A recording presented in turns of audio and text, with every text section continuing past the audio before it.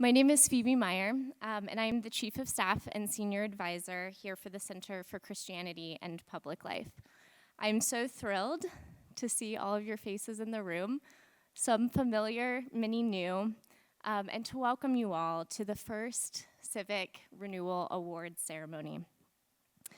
When we launched the Center for Christianity and Public Life a year ago, we launched with the mission to contend for the credibility of Christian resources in public life for the public good.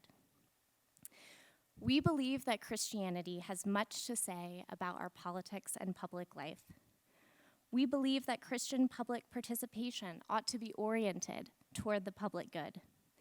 And we hold confident to the hope that public life and politics does not have to be a place of conflict and antagonism, but instead can be a forum for love and service. And we also believe, as Michael Ware, our founder and president, so often says, that the kind of people we are has very much to do with the kind of politics that we will have. That's why I am so humbled and excited to honor the first two recipients of our Civic Renewal Award tonight. Individuals who are known by the type of people that they are, a character that directly impacts and impacted their leadership and their service in the public. We have a rich night ahead of us. First, we'll present the Civic Renewal Awards to our first annual recipients, Sister Norma Pimentel, and Jonathan Keller receiving the award on behalf of his father, Timothy Keller. Then, after a full day of engaging your minds, we want to engage your hearts. Jazir will perform a couple of spoken word pieces. We'll talk briefly about the power of arts in politics and public life. And then John and Valerie Guerra will close our evening in concert. I'm now glad to welcome to the stage Chris Crawford to present the first award. Chris is a policy advocate at Protect Democracy. He is also a founding board member of the Center for Christianity and Public Life. Chris previously worked as a senior program associate at Democracy Fund, where he managed a portfolio of faith-based initiatives focused on promoting pluralism in the United States. Welcome, Chris.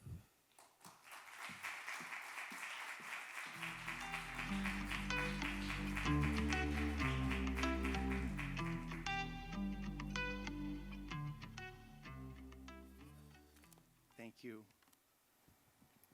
I am not in the habit of comparing myself to Pope Francis, because generally I think I would come up short.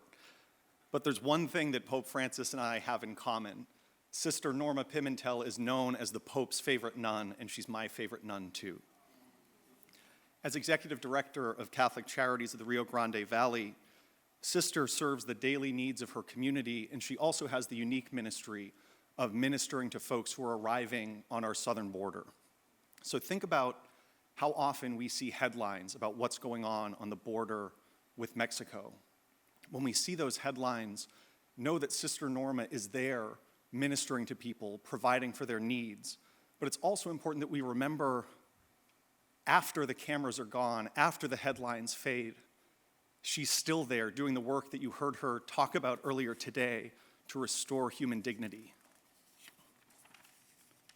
This is an award about public life and civic renewal, so I do want to briefly talk to you about the unique spirit that Sister Norma brings to our public life. There are a few issues on which politicians like to score political points than the issue of immigration. And I think this is what makes it even more remarkable that Sister Norma approaches this issue from a position of love that's rooted in the gospel. She has a unique ability to stand rock solid in defense of people in need, while also reaching out to people and listening who might disagree or who are in positions of power. There's a prayer in our Catholic tradition in which we ask God to help us to provide light in the darkness. In this prayer, the prayer of St. Francis, we ask God, where there's hatred, let me sow love. Where there's injury, pardon. Where there's doubt, faith. And the cadence of this prayer reminds me of Sister Norma's contributions to our political life. Where there's cynicism, she brings hope. Where there's division, she brings unity. Where there are lies, she brings truth. Where there's fear of the other, she shows us the imago Dei of those who she serves. When we ask rhetorical questions in judgment of people crossing our southern border, she gives us uncomfortable answers. When we ask why, for example, would a mother put her child through this journey, she tells us the story of what those people went through back home, and she reminds us of Jesus' own words about our obligations to these, our brothers and sisters. I think one of the biggest problems facing our Christian witness in political life is too many people are seemingly willing to sacrifice anything to have a seat at the table of power, or they're willing to tolerate anything to ensure that their preferred candidates are in elected office and stay in elected office. Sister Norma is someone who has earned a seat at the tables of power in many cases, and she uses that position always to advocate for the most vulnerable. Hers is not a partisan political project. It's a calling from God, and she treats it like the gift that it is. As an example, when former President Trump was elected, Sister Norma chose to reach out to incoming administration officials to talk about the way forward. When President Biden was elected, Sister didn't declare victory and say, the problem is finished, immigration is solved. She wrote an op-ed in the Washington Post admonishing the incoming administration about what they needed to do to live up to their own promises. When politicians go to our southern border for photo opportunities, she's not there to shake hands for the cameras.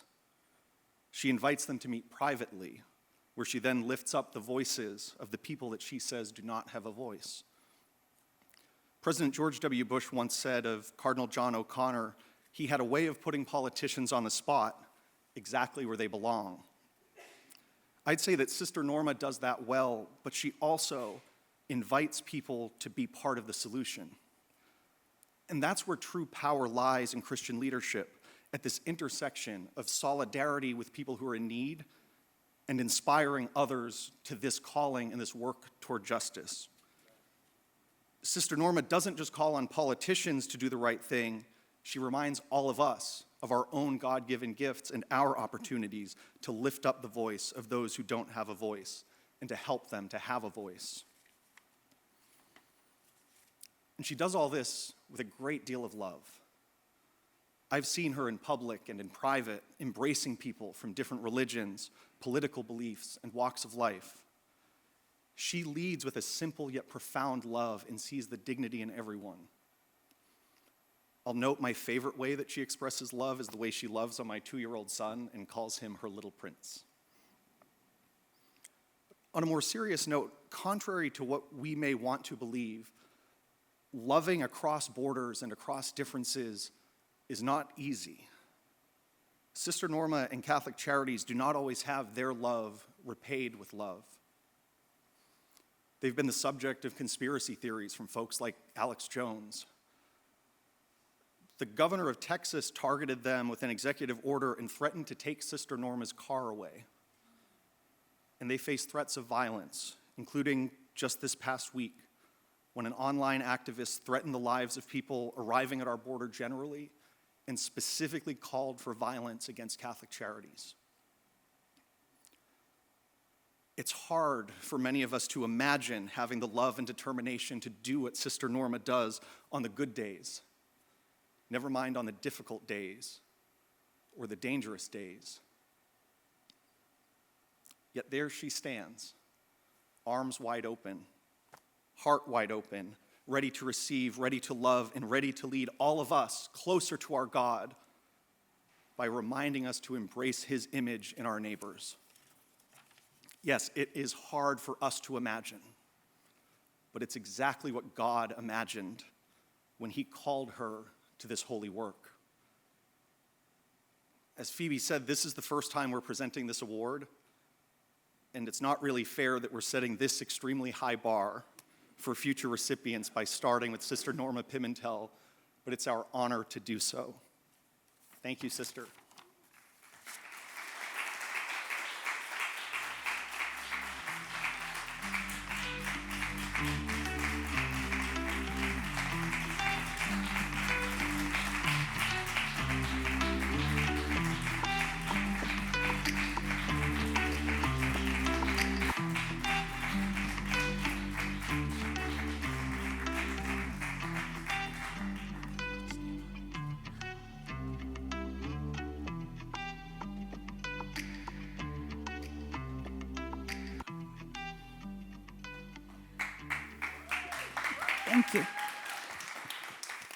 Wow, thank you, Chris. Wow.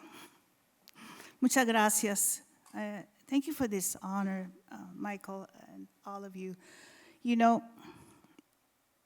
the force within me that makes me do what I do comes from God.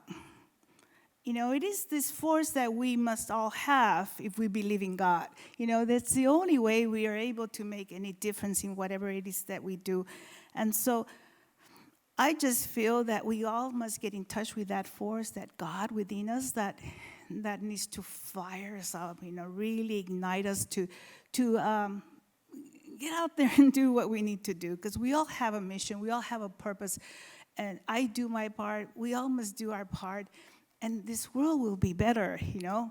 I mean, we're facing very critical times in the sense that I see that there's just a lot of hate, a lot of fear, a lot of things happening in our world today, that if we don't do our part, you know, things are going to just start getting worse and worse and worse. And so I find that the only solution to this terrible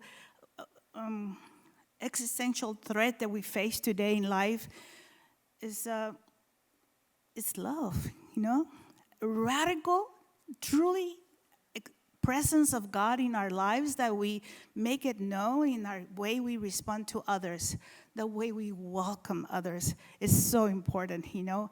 And we have to start with the list of our brothers and sisters that are hurting the most, you know. And of course, immigrants are who I see every day.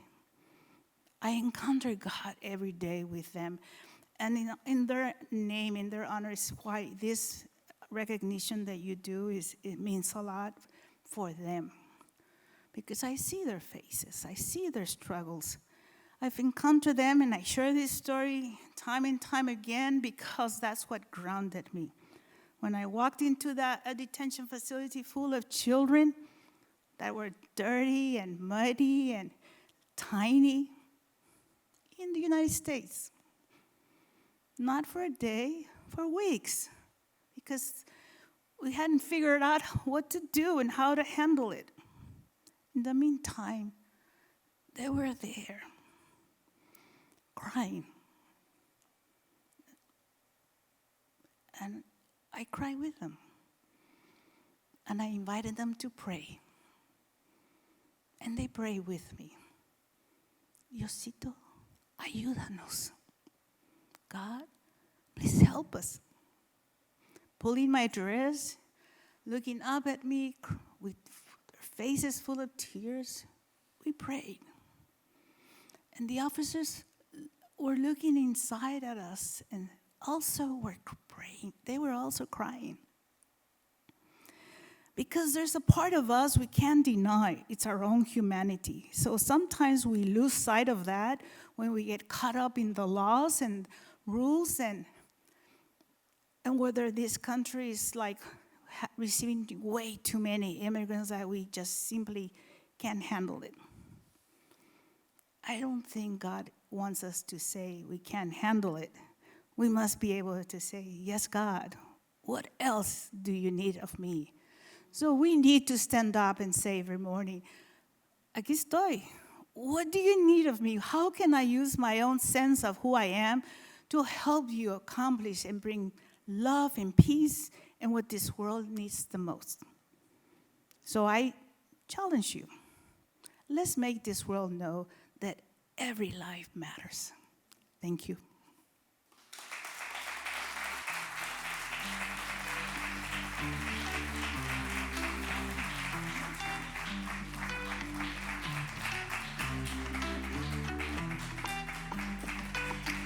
Muchas gracias.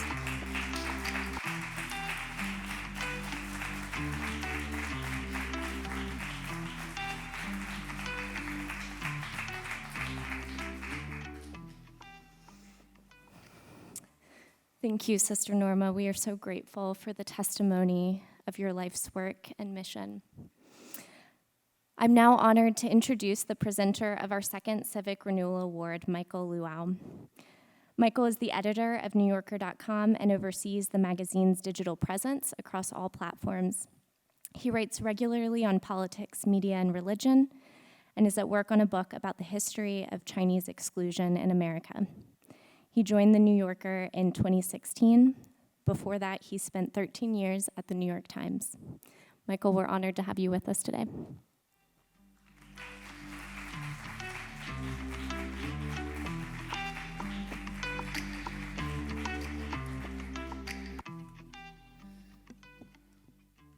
Hi, everyone. It's a privilege for me to be here to share a little bit about my friend, Tim Keller.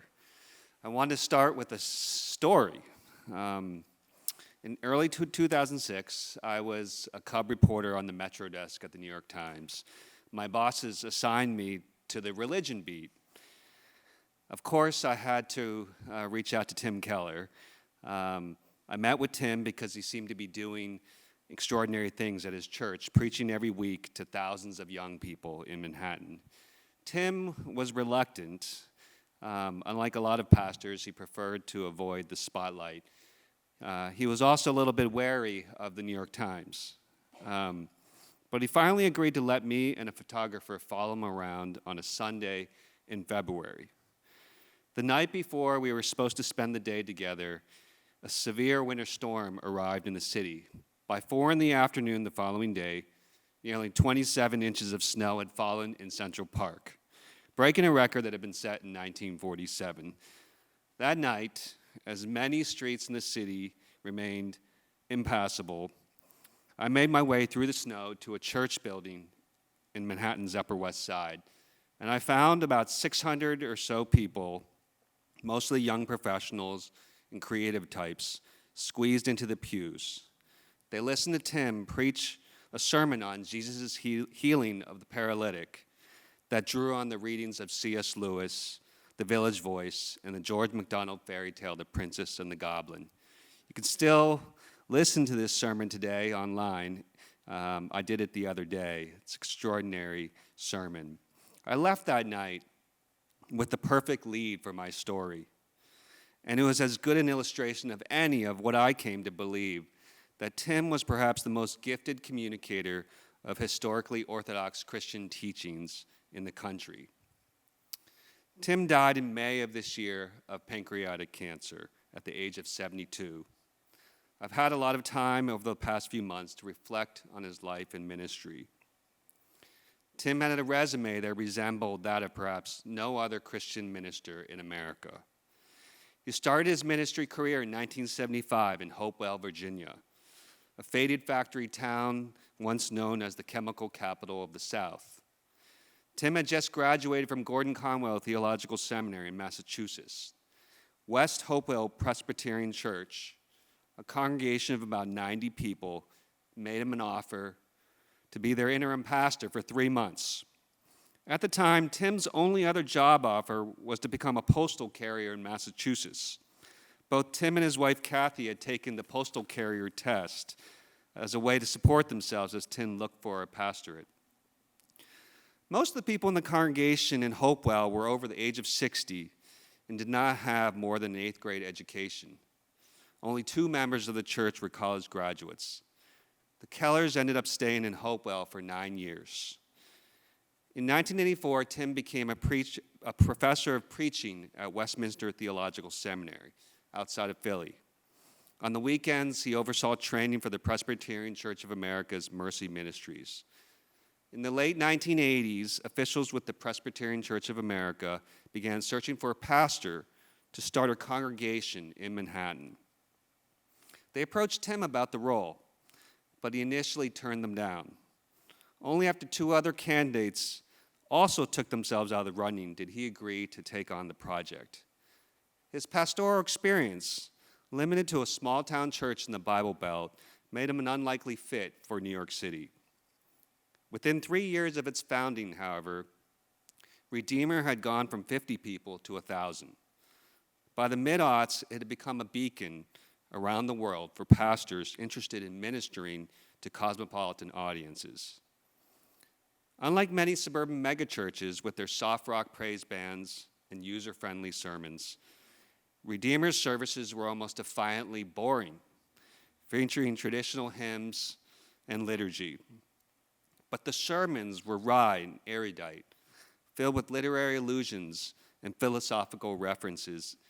And Keller was a master at persuading his audience to examine their counterfeit gods, as he called them, their pursuit of totems like power, status, and wealth, which the city encouraged. He was also steadfast in Redeemer's vision of building a great city for all people. By the time Tim stepped down in 2017, Redeemer had more than 5,000 worshipers across multiple services every Sunday, making it one of the largest Protestant churches in New York City. It was relatively late in Tim's career that he became a best-selling author. He eventually published more than 20 books, including The Reason for God, Belief in an Age of Skepticism, published in 2008. After stepping down from the pulpit, he began writing regularly for major publications such as The Times, The Atlantic, and The New Yorker, where I work now. He was a frequent guest on Morning Joe on MSNBC. Joe Scarborough and his family attended Redeemer, and he was friendly with a remarkable cross-section of influential figures in media and politics, including Presidents George W. Bush and Barack Obama. Shortly after I wrote that article about Tim for The Times, I began regularly attending his church. Over the years, we became friends, and I would consult him from time to time while reporting on religion and thinking about the path of the American church. In December 2017, Tim wrote an essay for The New Yorker in which he lamented the state of the evangelical movement in the Trump era. It's worth pausing here to emphasize how big of a deal this was for Tim. Over the years at Redeemer, Tim made a point of avoiding discussion of politics in his sermons. His focus was always on the gospel. And I think that's why he wrote the essay. Tim had long avoided calling himself an evangelical because of what it meant, its partisan implications. In his essay, Tim explained he had come of age in the early 70s when the word evangelical still meant an alternative to the fortress mentality of fundamentalism. But the meaning, as everyone here knows, of the term had changed radically, no longer describing a set of historic Christian doctrines. As he wrote, evangelical used to denote people who claimed a high moral ground, he wrote. Now, in popular usage, the word is nearly synonymous with hypocrite. Tim was seeking a return to what he called little e evangelicalism, which is defined, as he put it, not by political party, whether conservative, liberal, or populist, but by theological beliefs. He later wrote an op-ed for The Times in which he warned that Christian faith should never be aligned with a single political party.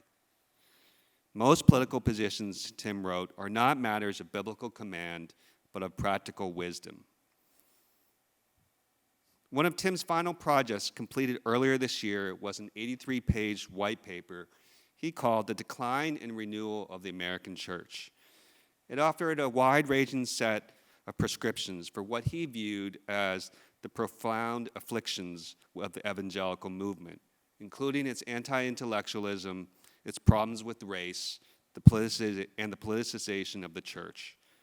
The document is an exhaustive blueprint, but the question is who will carry it out?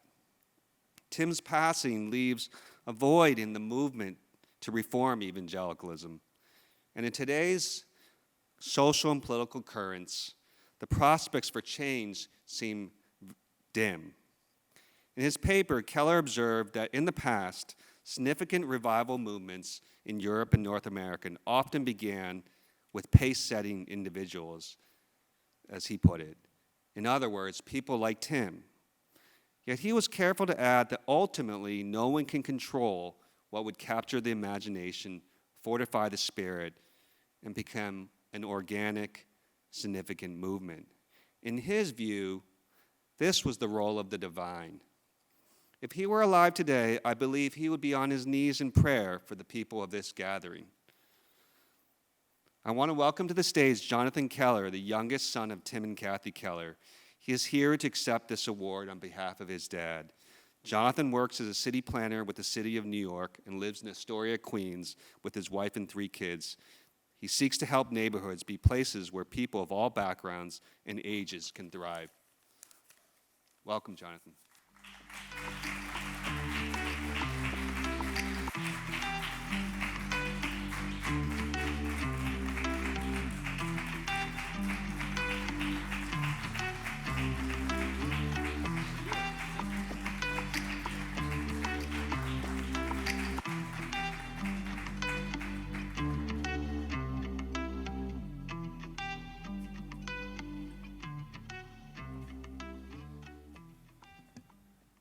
Hello. Thank you, Michael, for that reflection and for your love of Dad and your friendship over the years. I know he also cared about you deeply, and many of you in this room tonight. I'm honored to be here receiving this award on behalf of Dad and Mom, though actually I think everyone in this room would agree that we'd rather me not be up here tonight, that actually we would rather have Dad be here alive and be back with us to make us think, make us laugh, and to energize us forward. Though actually on the award part, that would probably make him pretty uncomfortable being the focus in this way. In fact, he, as Michael alluded to for quite a while, ignored his increasing public status, focusing primarily on his mission to take care of and evangelize New Yorkers. Of course, eventually, he, with the help of people around him, focused on a bigger, more broad mission that he and my mom realized they were being called to, which was to impact the lives of as many people as possible through the unfiltered sharing of the unfiltered gospel and supporting the building of grace and mercy-centered institutions. He and my mom, realizing that their lives were fleeting, also sought to steward their gifts and their influence to help spur through institutions and others a broader movement and rebirth and rejuvenation of the church. Obviously, God called Dad home earlier than we expected, and not according to any of our own timelines. But when I reflect on this, I realize Dad lived the lifespan of about 2 to 3 humans when you consider his prolific production and civic contributions. And so tonight I just want to briefly reflect on a couple thoughts on what animated Dad, what sort of gave him this superhuman productivity. And one is internal, one is external.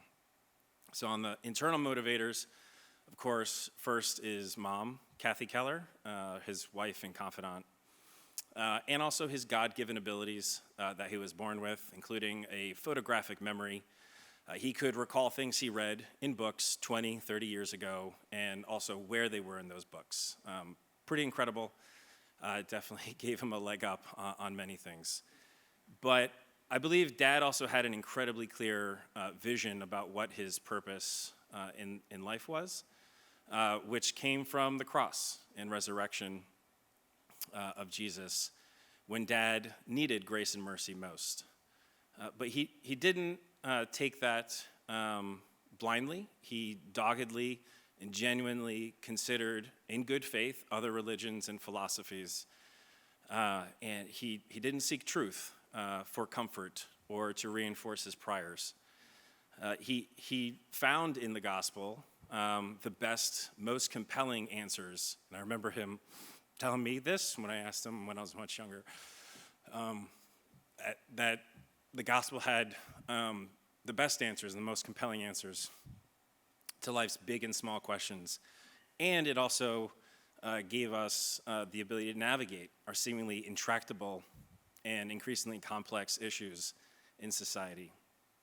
So that's the internal. The external, Dad also had a clear vision of what a healed society looked like. The end of the book of Revelation has a depiction of the new heavens and earth, and not simply as a restoration of the Garden of Eden, but as a city. Now, of course, that's symbolic and the reality of it is beyond our imagination. But the symbol must mean something, and I know it meant a lot to Dad because we talked about it from time to time. I do need to pause here because I know that cities are quite politicized and polarized right now, how people feel about them. I think here we need to make sure we understand that the biblical city is very different. The vision of the biblical city is very different than our conceptualization of cities that we have today. But I think the point is that what the depiction is telling us is that physicality matters, people and place matter, not just the spiritual and not just the intellectual. And I think that really helped Dad focus his energies on holistically and practically helping individuals. I also think that's how he moved his entire family to New York City in 1989, when those around him, including friends and family, told him he was nuts. I also think this helped him not demonize people, even people who were demonizing and attacking him. He sought out people and ideas that were different than his own, not just to evangelize, but to also dignify the person. He certainly was in this world, but not of it. And he held in tension the fact that he loved this world and he loved the people in it, but we were not created for it, and we were created for something that is not yet here. And so before I end, there's a little bit of application because from my understanding, it's a legal requirement for Kellers to have a little bit of application at any talk they give. So on the one hand, it does seem that things are getting harder and more complex. By the week, tribalism continues to increase. Less people are engaged in civic life, and those who are engaged seem to be the maddest and the most vocal, most radicalized, the most polarized. But I think the flip of that coin, too, is where there's opportunity, particularly for Christians, is that if we are more involved, that means we also can have an outsized impact on the here and now, on this world, and how humans flourish today. And I know if Dad is an example to any of you in the room and others to be more involved in civic life through this institution or others like it, I know that would make him incredibly happy and very optimistic about our future. Thank you.